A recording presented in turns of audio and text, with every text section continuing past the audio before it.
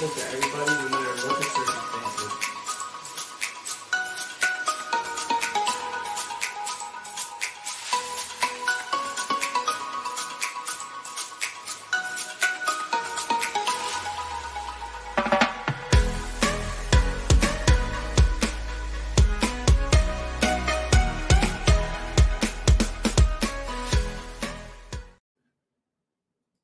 As the president of Black Lives Matter Greater New York, freedom of speech is essentially everything to me, and it's everything to the movement, because without that, then we'd really have no movement. Protesting and rallies are so important to the movement because it raises awareness on the issues that people would overlook if they didn't know about it or hear about it. The biggest thing that I wish more young people knew about their voices is how powerful they are and how much weight it actually holds. Right now, in this day and age, we're seeing young people take their power back and their voices back. And I just want to continue to see young people all around the world do that, because there's change in numbers. There's change in people that show up. So I just really want young people all around the world to know that your voice is powerful. Your voice holds weight, and your voice can change the world. What I say to adults all across the country is invest in us, invest in the young people that are using their voices for social change and social good, because we need you. We need everyone to be a part of this fight in order for us to effectively change the things that are going on in this country. And we need this now more than ever. So I encourage young people all across the country to be fearless, to show up and be a part of this fight, because the change starts with you. Hi, everyone. Thank you all for joining us today. We are very excited to have a meaningful conversation and a discussion with our guests tonight. So before we get started, I wanted to introduce myself and my fellow Rays of Hope officers and share with you all Nupol's outstanding biography. My name is Elena DeZoiza, and I am a proud member and the president of Rays of Hope. Hello, everyone. My name is Jay Bramwell. I'm the Vice President and Social Media Director of Rays of Hope, and I am a proud member of Rays of Hope. Hi everyone, my name is Jayla George, and I'm also the Vice President of Rays of Hope, and I am also a proud member of Rays of Hope. So today we have the pleasure of interviewing Nupol Kiazolu. Nupol is a powerhouse in the field of activism, from being on the front lines of the Charlottesville protests to taping "Do I Look Suspicious" behind her hoodie in the wake of Trayvon Martin's death. Nupol Kiazolu is an internationally recognized civil rights activist, organizer, and she's also Miss Liberia USA. The Brooklyn native has been a leading voice among Generation Z, focusing on civil rights, domestic and sexual violence, and homelessness. When Nupol is not at Hampton University striving to attain a bachelor's degree in political science, she is being recognized by Teen Vogue, DoSomething.org, and Princeton University, and delivering speeches all around the world. Nupol is also the first HBCU student to be part of Teen Vogue's 21 under 21 list. Without further ado, I would like to introduce tonight's guest, Nupol Kiazolu. Thank you so much for being with us here today, Nupol. Hey everyone, thank you so much for having me. It is definitely an honor to be amongst you guys today, and I look forward to the dialogue.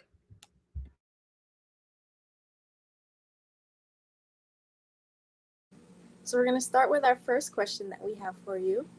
How and why did Trayvon Martin's death trigger your activism to take flight? So I was 12 years old when Trayvon Martin was murdered, and I was in the 6th grade.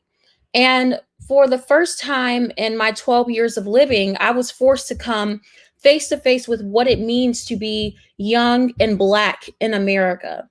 And my immediate emotions when I learned about Trayvon Martin's tragic murder were confusion and anger. But I knew that I had to do something. So I came up with this idea to go home, and I got this gray hoodie and I wrote on a piece of paper, "Do I look suspicious?" And I taped it to my back. Then I went to 7-Eleven to get Skittles and iced tea, which represented what Trayvon Martin had in his hand at the time of his murder. The next day I went to school with my hoodie on, Skittles, iced tea, and it did cause a lot of controversy because I was in a predominantly white school. I was in the South at the time in Georgia, and racial tensions were already really high. My staff members and teachers felt like I was being too political, but I didn't care. I knew that I was doing the right thing. So I persisted. Next day, I go right back to school, same thing, hoodie, Skittles, iced tea. I ended up getting written up by my history teacher, and the only ally I had at the time was my math teacher, and her name was Miss Gibbs. This lady, when I got written up for suspension by my history teacher, before I went to the principal's office, I stopped by my math teacher's classroom and I was like, yo, Miss Gibbs, I'm about to get written up. This is what it is. And this lady literally risked her career by marching down to the principal's office with me in solidarity. And we debated back and forth with the principal. And instead of him suspending me, he sent me home to do my research and have my case ready for him the following morning. So that's exactly what I did. I looked up my rights as a middle school student in Georgia. I looked up my First Amendment rights. And then I came across the Supreme Court case, Tinker versus Des Moines, which is a case that established the right for students to peacefully organize within school grounds. And that was the focal point of my argument the following morning. And once again, my math teacher was right there with me. And I ended up winning the case. And when I brought up Tinker versus Des Moines, my principal was like, how the heck do you know about that at 12 years old? And I'm like, you told me to do my research. So that's exactly what I did. By the time we got out of the principal's office, it was lunchtime. So my teacher and I went to the cafeteria, and literally every single student in there had their hoodies on with the same exact message taped to their backs.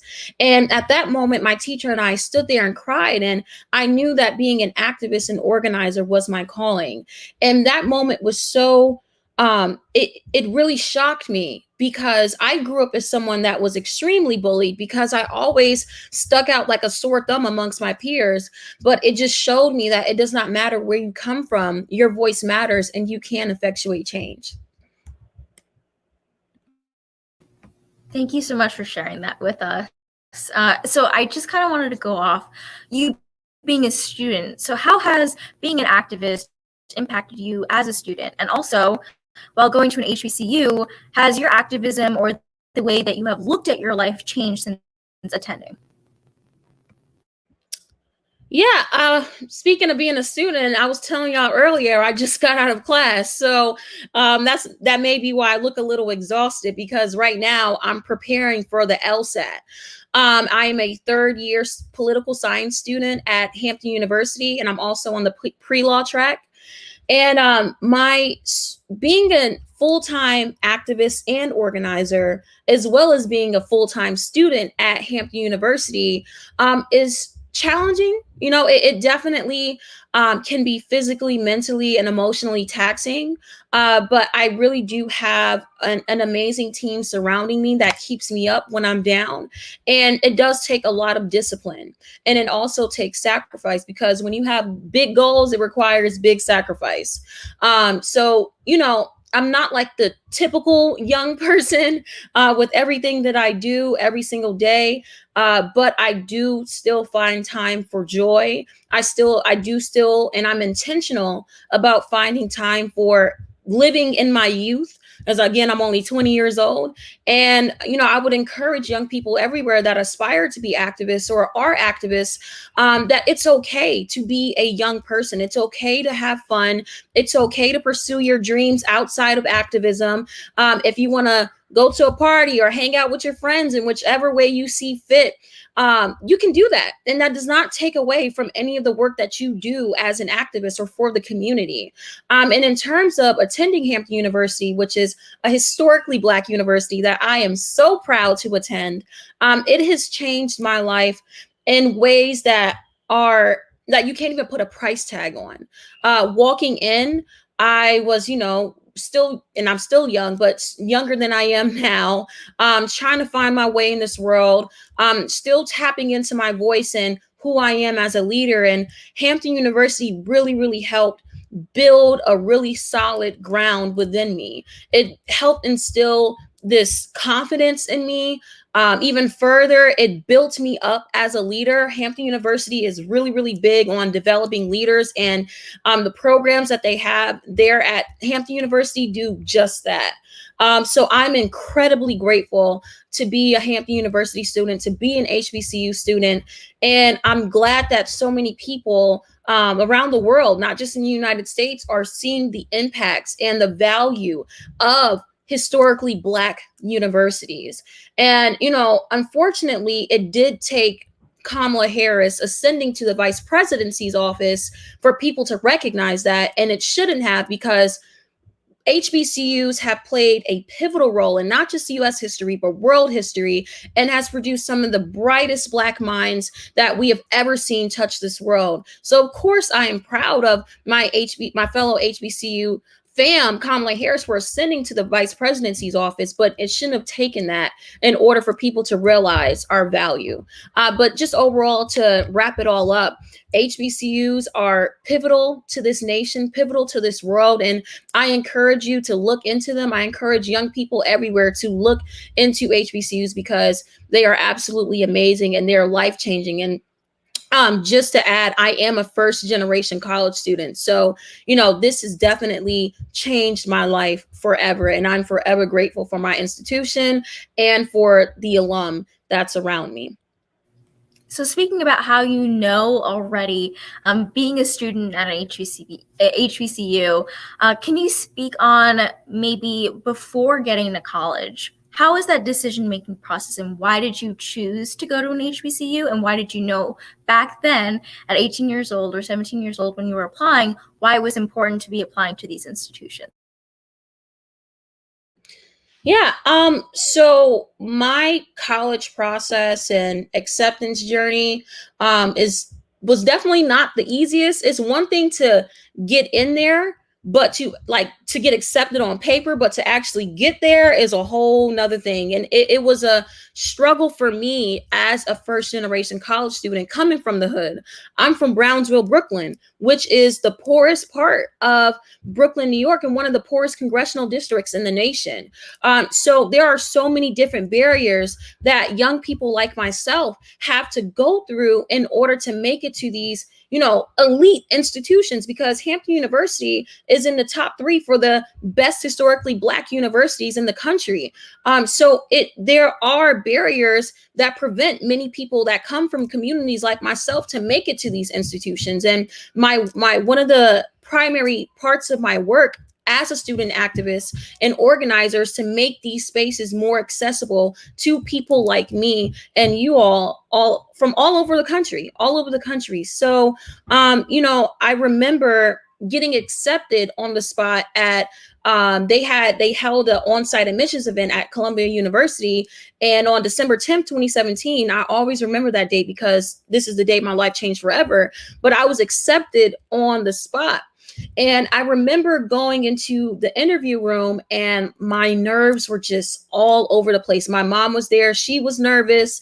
And I was a little bit embarrassed giving the lady my transcripts, because then she saw how many schools I'd been to, because I'm someone that has survived homelessness, and I had to switch different schools, rather, moving from place to place for safety reasons. And I was just embarrassed of my situation at the time. And I remember when she looked at my transcript, she could see the nervousness on my face, and she just told me to relax, to calm down. And she gave me affirming and comforting words. And at that moment, I knew that I had nothing to be ashamed of. Obviously, I didn't have control over my situation. And in that moment, I really found family. And to this day, I'm still connected with the people that was at that on-site admissions events, and they're my mentors now. Just to, navigating that process was not easy. I had to fundraise to get to Hampton University. I had to do a lot. I had to go through a lot to get there, but now I definitely have much more help. The alumni network is absolutely amazing. And like I said, again, HBCUs, it does not matter where you go. We are all, amazing institutions that build up leaders. But Hampton University specifically was the choice for me because of its amazing political science program and liberal arts programs. And again, just the leadership development and the alumni network is amazing. So that's why I chose to go to Hampton University and an HBCU. And also in terms of learning about HBCUs, I first discovered them the end of my junior year of high school. I remember some HBCU alums came to my school and they taught us about what it means to go to an HBCU, and I was super inspired. These people were well established and successful, and I saw people that I wanted to be like. So, and I'm like, these type of institutions are building these admirable people up. So I want to be a part of that. And I want to be that representation for another young Black person in the hood coming up behind me. And so they can see that, we can be more than basketball players, musicians, athletes. Like, of course, those are all amazing fields, but oftentimes the media portrays that that's the only depiction of success for Black people. So that's why I chose my institution. That's why I chose to go to an HBCU. And that's how I got here and where I am today. That's amazing. I'm actually a freshman in high school now, so I'll be definitely taking all of your advice into consideration. Can you speak about a moment that you have been silenced because you were a Black woman and how you responded? Whew, child. I go through that a lot. And, every single time someone tries to silence me, I always advocate and show up for myself. But there was a period in time where I wasn't as strong as I am today. I've held leadership positions, I've held titles in organizations and spaces that did not respect me as a young Black woman, that did not value my voice. And I believe we have to talk about that more in regards of protecting and uplifting and respecting Black women in spaces, and specifically within the space of activism. A lot of times people think that, in activism, we're all arm in arm and everything is perfect and in harmony. We got everything figured out. And I'll be the first person to tell you that that is absolutely not the case. I've had to go through many experiences within these spaces in order to become who I am today. And I open up this dialogue in almost every conversation surrounding activism because I don't want young Black women to have to go through the same things I've went through as a young Black leader in order to become the people that they want to be and acquire the voice and that strength. We shouldn't have to go through so many different layers and barriers of trauma in order to develop this character a lot of people speak of. And I've been there. I know what it feels like to be silenced as a Black woman, but now as a 20-year-old young woman, those are things that I'm not accepting anymore. If someone tries to overtalk me, I will let you know that I am speaking and you can talk when I'm done. I assert myself, and a lot of times people characterize strong women that show up for themselves as B words. And I'm like, if I gotta be that, then I'll be that. But I'm not going to let anyone belittle me or demean me and act as if what I have to say does not matter. So we have to show up for ourselves. We have to assert our voices. And it's unfortunate we have to do that. But as you do that, you are opening up the space for so many other young women coming behind you and creating a pathway where they don't have to do that anymore. And this world is changed. So it may seem small, but it has such a great impact every time you show up for yourself as a Black woman. If you are part of the Black LGBTQ plus community, as someone a part of that community, as a Black trans woman, and however you identify within the Black and brown community, when you show up for yourself and assert your voice and assert your value, that helps change someone else's life. And not only are those words so impactful, not only in my life, and especially for us as Black women, because of the fact that we are silent so much of the time, you stated in June in an article on medium.com that said, "Do not let your obstacles define your outcome and don't let them break you." How do you translate that into your life, especially with not only being a college student, but an activist? Yeah, that's an amazing question. You guys did your research. I love that. So in terms of not letting your obstacles define or break you, what I mean by that, as someone who has survived domestic and sexual violence and homelessness, unfortunately, a lot of times these are barriers that break a lot of people for obvious reasons. And, for a long time, it broke me, but it took different life situations for me to tap into my power. And I found it. And I live with that, and I walk in my power as my most authentic self and unapologetically. And so, that's what I mean by not letting your obstacles define your outcome. It doesn't matter how you start in life, it's really how you finish that matters the most. I started off as a troubled or at-risk teen in high school because I didn't know how to process my trauma as a survivor of domestic and sexual violence. And also growing up in Brownsville, Brooklyn, you have to fight for your respect. Like, these are the realities of growing up in impoverished communities in the inner city. So there's just so many different barriers like I had to navigate. And, I was just labeled as a troubled teen as opposed to someone that really needed help.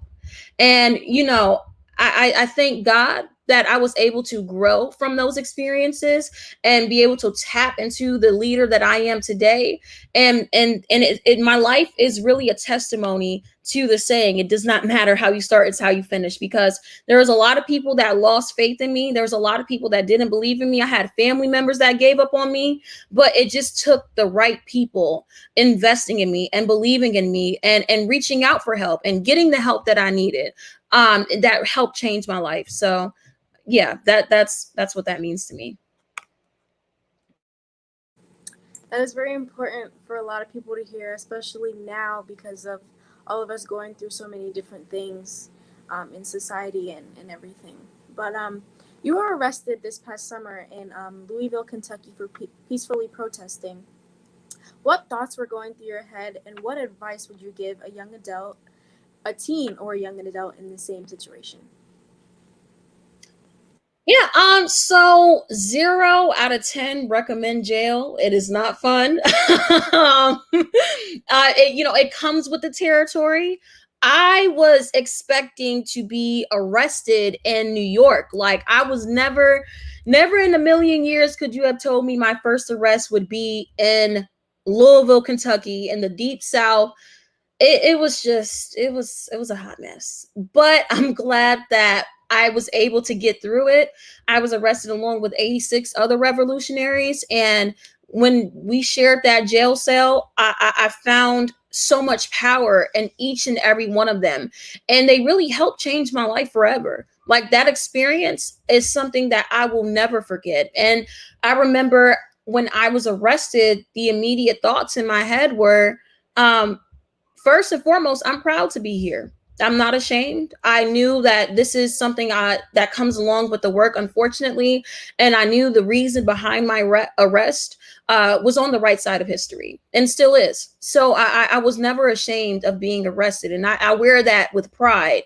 But I was also afraid about losing my financial aid. Once we were in jail, we found out that we received felonies, and with felonies, you lose your financial aid. So when we first called down and they told us, it was like, yo, you got felonies. We were like, nah, like there's no way they gave us felonies for sitting on some grass, because that's literally what we were doing. Like, it was a non-violent sit-in, which is nothing new. This is something that's been a part of social justice movements for ages. And so it wasn't processing until someone talked to the attorney that was like, yeah, y'all got felonies. And my heart literally dropped to my stomach. Like, I was so shocked. I had a felony along with 2 other misdemeanors. And I kind of thought that my education was over, or it would be severely impacted. But we were blessed enough to receive amazing legal aid, and my felony charges should be dropped by now. But that experience really opened my eyes to the prison industrial complex, because how the imprisoned people there are treated every single day is absolutely inhumane. I was there for about a day, almost a day, and what we went through was absolutely insane. Like, they put over 20 of us in one cell, no water, no food, no hand sanitizer. When we asked for it, we had to beg to get a cup of water. I had to have my mom call up there, have my publicist put out a call to action on social media and tell my followers, like, yo, they are not feeding us in here. They are not even giving us simple water. Like, it was absolutely disturbing. So it just really expanded my horizons and opened my eyes to the realities that people in jail face every single day, and how we need to continue to show up for them and be their voices on the outside. So, like, that experience of being arrested, it radicalized me in a good way even more. And, it just showed me how much more work we have to do. And I made a commitment to myself to recommit to this fight in an entirely different way and in a greater capacity. I just wanted to say before we move on that any of our viewers, if you would like to submit any questions, please do, and we will bring them up at the end of our conversation. Oh, yes. So go ahead. Yes, I'm sorry. And I did not answer the second half of the question. Now, in terms of student activists, like, if you guys were ever to be in a situation where arrest is possible, make sure that someone knows where you are at all times. When I go to protest, what I recommend is writing a phone number on your arm, just in case you get arrested, so you'll be able to make a phone call. Back there, I typically put my publicist, or I put a legal aid number if we don't have legal aid on site at the protests or whatever we're doing, whatever demonstration that we're doing. So that's what I recommend in terms of safety tips. Try to stay in groups, right? Like, I wouldn't recommend going out by yourself to any actions where the chance of arrest is high. Every protest you go to, there's always going to be a chance that you may be arrested. But there are different levels of that likelihood of being arrested. So, for example, in New York City, we have different colored actions that represent the likelihood of being arrested. A red light action is where it's like, more than likely you're going to jail. Yellow light, it's like in the middle, maybe. It depends on how the police is feeling that day and they act towards us. And green light, it's more than unlikely that you'll be arrested. So just like getting a scope of the action that you're attending, making sure that you know the type of people organizing it, because sometimes people that try to co-opt the movement can put out flyers saying that there's going to be an action here, and you'll really be met with the police, or you'll be met with white supremacists or terrorists. Like, it's really real out here. So just being sure that you are well informed on the organizers of the demonstration, making sure that they are credible sources, they are community-backed organizers, and you'll be fine. And if you want to organize yourself, just make sure that you always organize in community, because there's power and strength in numbers, and power and unity. And, it's just important. It's not about one voice. It's not about one organizer. It's about the people and this movement. So that's my advice to y'all. Yeah, and thank you so much for telling us about that, especially with Alina and I both turning 18. Alina is 18 already, but I'm turning 18. So those types of rules are very important, because going out and doing activism, once you hit that legal age mark, you have to keep yourself protected. So that's very important. But with everything going on right now between Black Lives Matter, that was seen as a trend to some people in the summer, but that is our daily lives. With having all of those problems and the things that are going on within the Asian American and Pacific Islander community, how do you handle your mental health while being in this constant state of putting pressure on our systems that are around us, like what we deal with every day. Because I know that it can be a lot for you as a person, because when you're an activist, people aren't really thinking about who you are, they're thinking about your actions. So what do you have to say about your mental health, and how do you kind of deal with those types of things, because it is very important? I'm really, really happy you asked that question. Uh, this work is mentally, physically, and emotionally taxing. I won't sit here and act like I am the strongest person every single day, because that wouldn't make me human. There are days when I break down. There are days where I cry. There are days where I feel like I can't go no more. Like, and those are all normal emotions when you are putting so much labor into something that you truly love. And what I love is this movement. What I love is the people. But there's a time where you will burn out if you continue to go hard and ignore what's going on internally. And that's what happened to me last year. And I had to come to a point where I had to prioritize myself physically and mentally. And learning how to say no has been the most important part of prioritizing my mental health, and recognizing that I can't make every protest. I can't make every meeting. I can't do every interview. I can't be on every station. Like I can't do everything, because I not only am I an activist, but I'm also the oldest out of 6 in a single parent household. So I'm a big sister. I'm a daughter. I'm an auntie. I'm a student. Like I'm a dancer. I'm a makeup artist. Like there are so many different things that make me who I am. And I had to come to a point and embracing all of that in its entirety and unapologetically. And, I did that part at the age of 17 years old. And I had to learn how to say no and be firm in that, at the age of 19, 20 years old. And, I'm still working on that, but I've definitely got much more better at that, because I recognize that if I'm not good, I can't take care of anybody else. I can't make sure anyone else is good if I'm not truly prioritizing me. So, that's what I would say in terms of taking care of myself, doing the things that make me happy outside of activism. Activism is just one part of me. It is not my entirety. So, things like doing my nails. I know y'all see the claws. I love doing my nails. I'm a nail fanatic. I like doing my hair. I love doing makeup. Like I said, I'm a makeup artist. Before my platform blew up in activism, I was a freelance makeup artist and hairstylist.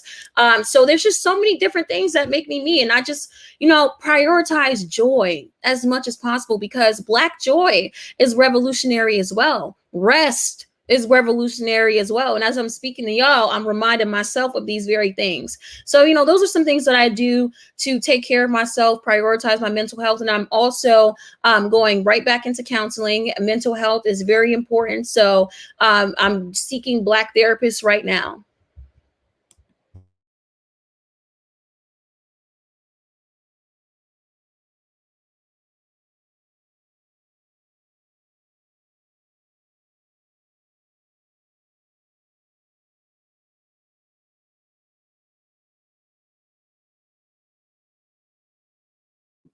Alina, Alina.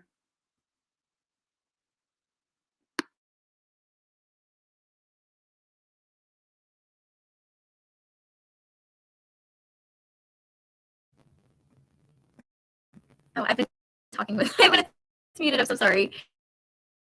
Okay, so I'm going to take a few questions from the chat. I have 2 questions that are very similar, so I wanted to combine Tyler and Milani's question, kind of pertaining to what advice would you have for inspiring activists, but also maybe someone who is shy and doesn't really feel as if they are meant to be in a leader advocate space, but wants to be there.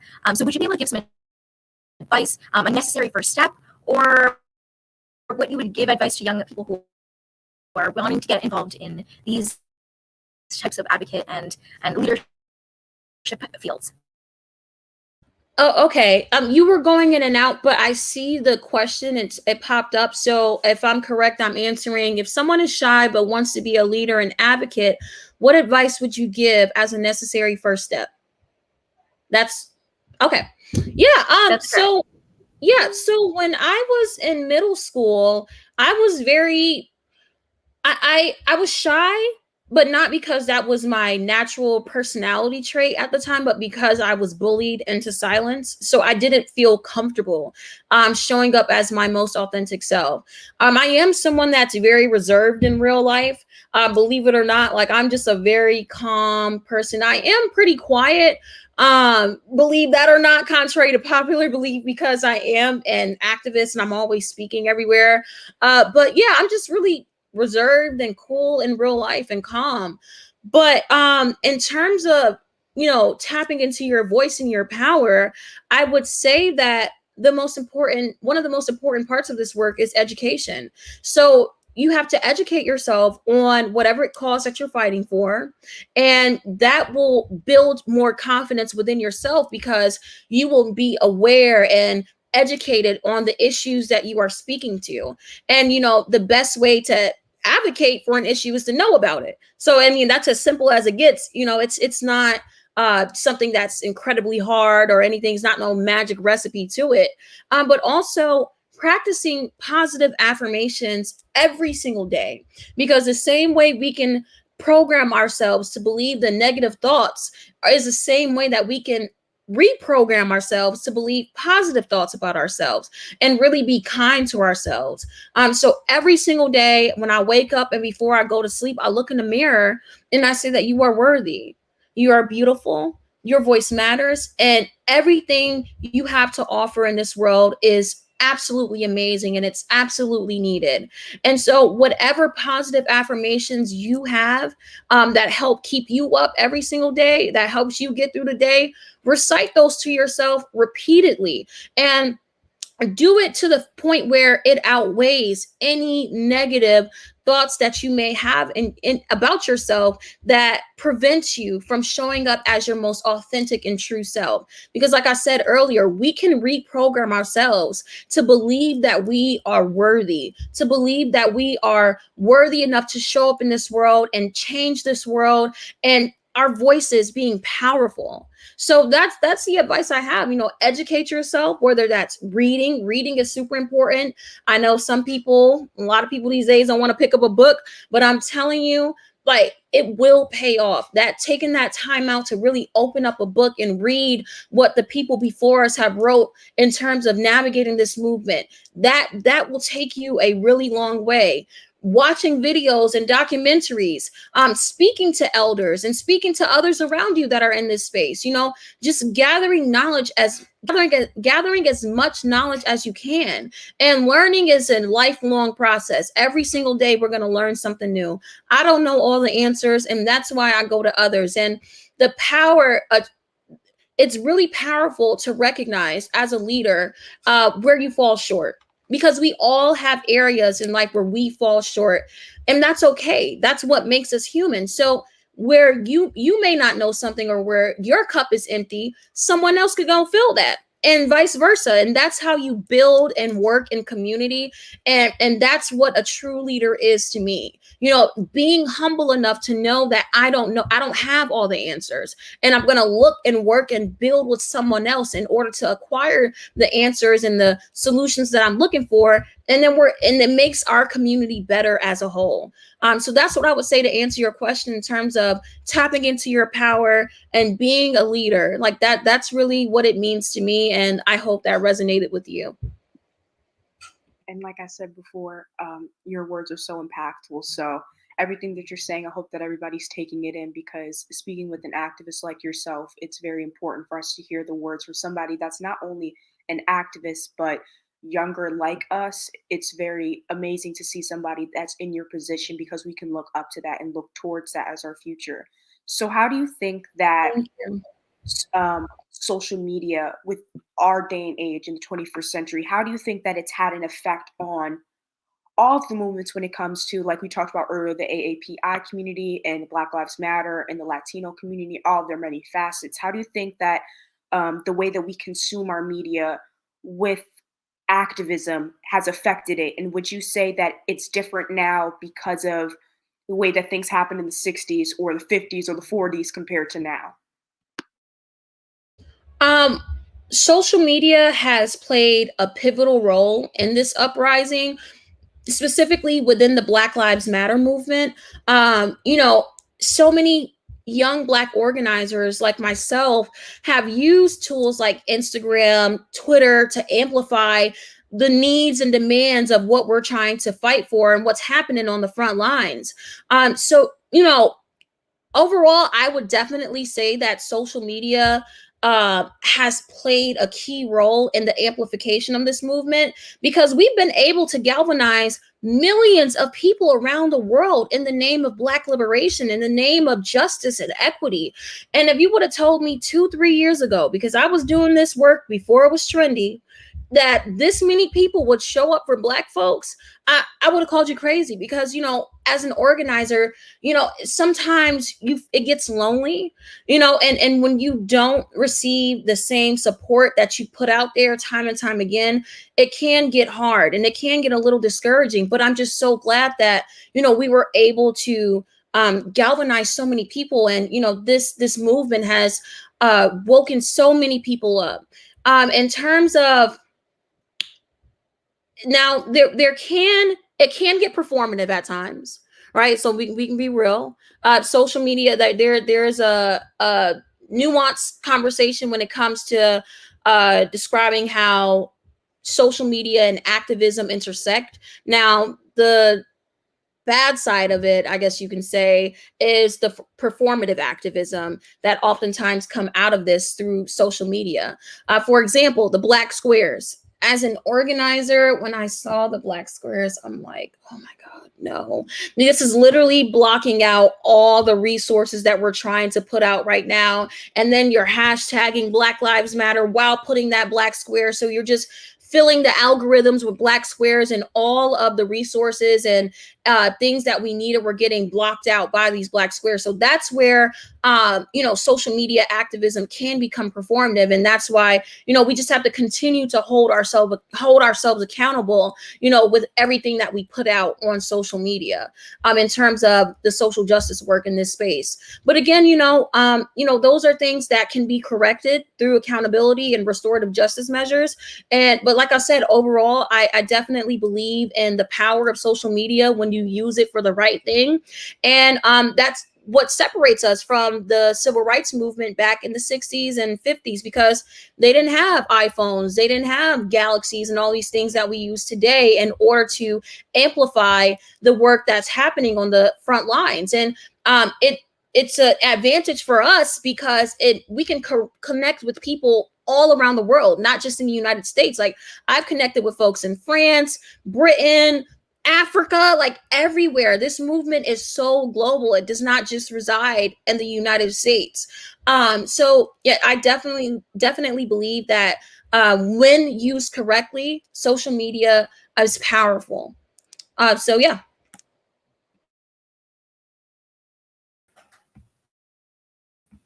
Thank you so much. So I wanted to go into the next question. Something that I personally have experienced as well is when people don't really understand the facts behind what they're arguing with you about. And I wanted to get your opinion on it. How you've handled uneducated individuals who've been openly against your work and what you have been doing. So I'd really love to get your insight on how you've handled those people, and maybe help individuals such as myself and others understand how is the best way to approach those people who don't understand completely our perspective as Black individuals and our. Yeah. So I am a firm believer in not meeting people who don't want to be met. I'm gonna say that one more time. I'm a firm believer in not meeting people who don't want to be met. I'm not going to place that burden on me as a Black woman to defend my humanity to someone that does not see it. And that's just that. Google is free. You know, we have so many different ways to educate ourselves in the digital age of technology. So I'm not going out of my way to prove to somebody why my life matters. But if there are people that are genuinely confused and really are genuinely want to learn more and get involved with this fight, I will absolutely have a conversation with them and break things down and meet them where they are. I'm not going to expect everyone to be woke and knowledgeable on every single issue that impacts our communities. Even within our own communities, we have people that are oblivious to some things that affect Black folks every single day. So just meeting people that genuinely are open to education is something that I participate in personally. But I decided a long time ago, I'm not arguing with people back and forth about why my life matters. That's too much labor. I already have to deal with oppressive systems every single day with the intersections of my identity and how I show up in this world. So ultimately, my life is not up for debate. My existence nor my humanity is either. So I would encourage you all, if you find yourself talking to someone that does not value you, your voice, your life, and what you have to say, you don't have to expose yourself to that person. You don't have to partake in that dialogue. You don't. And I don't think enough people say that. People just think, especially Black women and Black people, have that pressure of constantly trying to prove our humanity to others that do not care about it. And I will tell you, and I'll tell you again, do not engage with those type of people.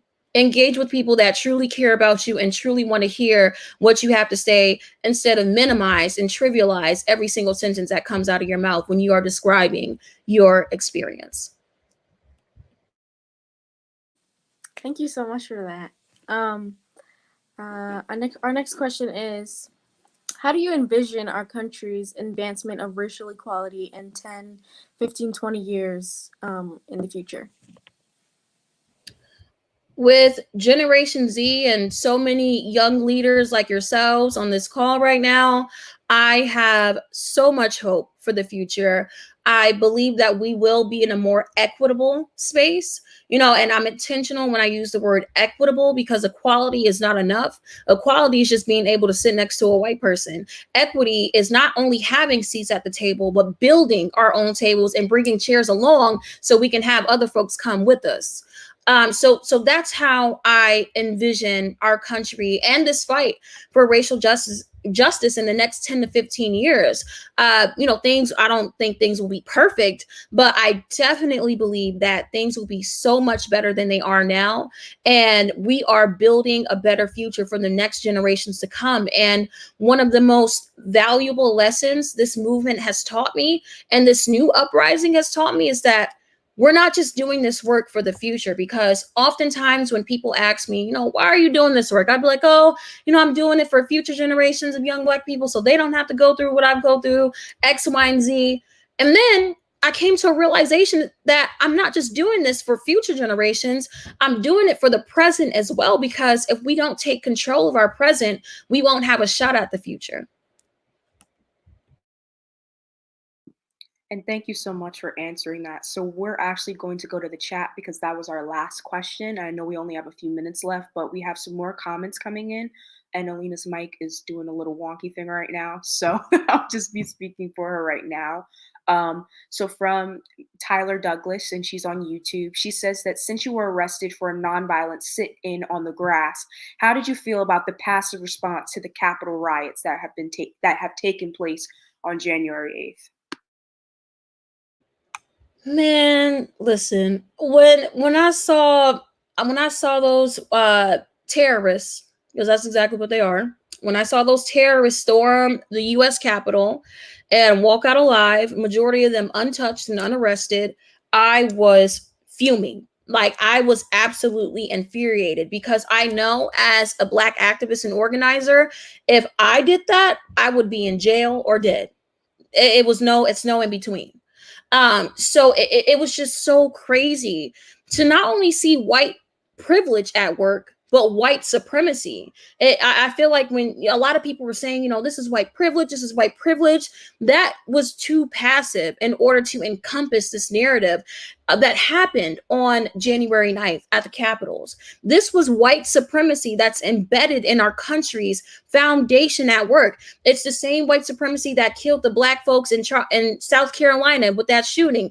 It's the same white supremacy that killed those 8 Asian women in Atlanta. It's the same white supremacy that led to my arrest and so many other arrests of black activists and organizers across the country that are fighting to just live another day. So to see that play out in real time, it wasn't shocking. It wasn't shocking, but it definitely was infuriating. It definitely was disheartening, and it definitely brought back so many memories from the front lines that were incredibly traumatic. I've almost lost my life on the front line so many times. I've had police officers pull their guns out on me. I've been beaten up by police officers, brutalized, like everything you could think of. So it was so disheartening. But we live to fight another day. We live to keep going, and that's what we got to do. We just got to keep going.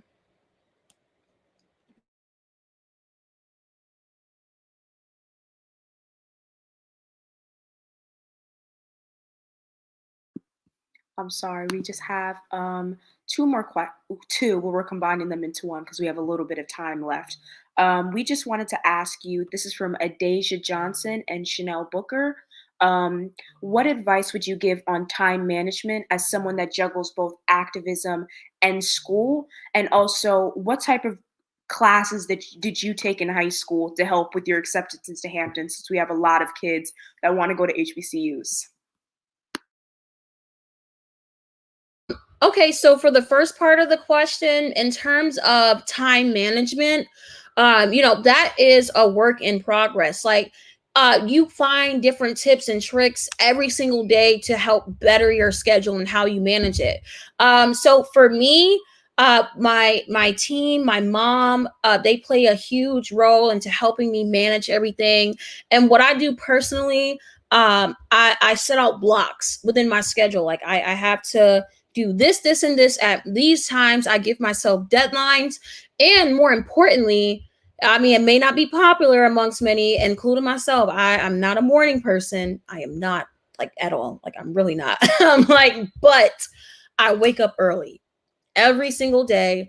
And as hard as it is dragging myself out of that bed, I wake up between 5 to 7 a.m. every single day to get my day started, and I start working on tasks ahead of time. So when I get to the afternoon, I'm not so overwhelmed. And I found that to be much more effective in terms of managing my time.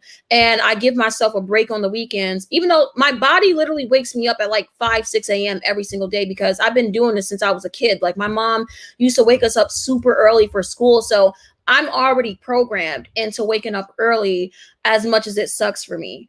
But I would encourage you all to, like, start by baby steps. It's not always easy to get up early every single day during the week, but, try starting at 7 a.m., 7:30, and then progressing every single day to get your body in a routine of waking up early in order to tackle the day. Because before, when I was waking up, when I was younger, waking up at like 11 or 10 a.m. Like, I just found myself so overwhelmed by the time I got to 1, 2 o'clock, and I'm trying to cram everything in and get everything done. So waking up early has played a huge role in, like, really rearranging my schedule and accomplishing tasks effectively, and being as impactful as possible. So that's what I would say in terms of time management. And the second part of the question was, can someone repeat it? Oh, what type of grades and classes did you take in high school and to help you with your acceptance?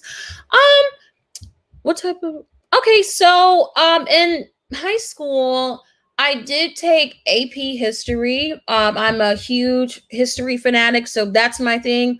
Math, do not ask me anything. Listen, I barely be knowing what's going on. I just go with the flow of math. But I'm glad I got out of that in college. I don't have to take any more math courses. But I would say AP, US history, global. We got AP like my final year of high school. We didn't have AP before that, but my final year when AP classes were implemented, I took them and just really focused on like liberal arts classes. So what that means is like basically like political classes, history classes, things like that. That's what I took in high school in order to prepare me for my major at Hampton, which is political science on the pre-law track. So yeah, that's what I did. And my grades, I had to keep my grades up, of course. And when you are, by the way, like if you want to attend Hampton University and you're interested in politics and stuff like that, it is a very rigorous program. You know, college is not easy. So you have to stay on your toes. Like, you know, Hampton University is a very prestigious institution and they expect a lot out of you. Because of that. And they don't just leave you out to dry. Like that's the one thing about HBCUs. They truly support their students. Like if you are struggling with something, just open your mouth and ask for help. I built relationships with every single one of my professors. So if I ever find myself in a situation where I need help or I may need an extension, I just got to shoot them a text and like, Miss or Mr. I'm going through X, Y, and Z right now. Is there a way that you can support me? Is there a way I can work on this assignment early and turn it in early because of whatever's coming up? And they really do help and support you. So, one of the most important things in college that you'll realize is building those sustainable connections. That's the most important advice I can give you. Besides, obviously, do well, do your assignments, don't get caught up in the hype. But what's ultimately going to attribute to your success is building those connections that are ultimately lifelong, that will help you succeed in the future. So that was our final question because we know that you have to leave at 9 because you have so many things to do. But Jayla, Alina, and myself, Jade, and all of Rays of Hope want to thank you so much for coming and speaking with us today because you're such an important person within the Black Lives Matter movement. And it's something that we're very passionate about. So taking your time out of your very busy schedule to come talk to us is so important. And we just wanted to ask if you had any final thoughts or any words of encouragement for us because we are constantly fighting for change and for activism within our own community, which is predominantly PWI. So it can be a little bit challenging sometimes. So do you have any advice for us before you go? Absolutely. Continue this work. In the words of my late friend, Travis, he was an organizer that was killed in Louisville, Kentucky last year. Keep going. That's what he would always say on the front lines. When we got out of jail, he told us to keep going. Don't lose this faith. Don't lose that fire within you. Keep going at your lowest moments. Remember that this work is bigger than us. We're not just doing it to change the future, but we are changing our present in real time. And I am so proud to say that. And this movement does not reside within a title or organization. This movement is within the people. So you don't have to hold any leadership position in order to effectuate change. Just by showing up as your most authentic self, finding your lane in this space is more than enough. But if you want to create an organization, if you want to join an organization, if you want to hold a title or anything like that, that's cool too. But your worth is not attached to a title nor organization.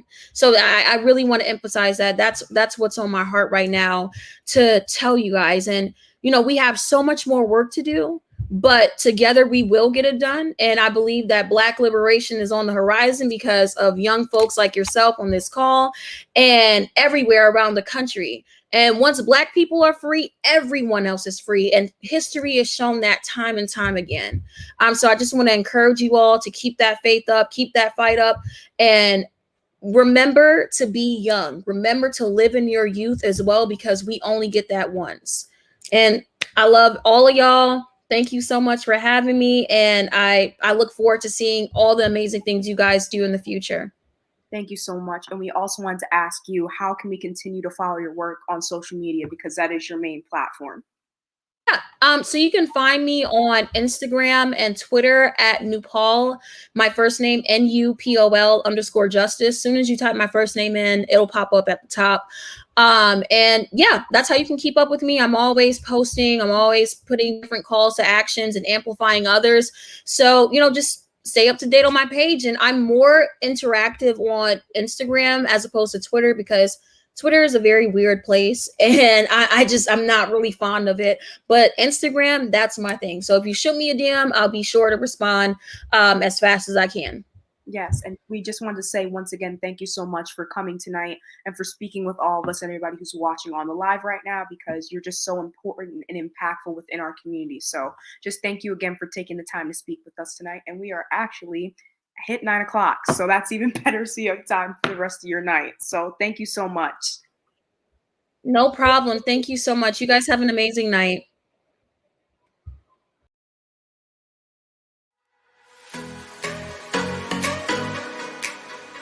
Programs for jobs onto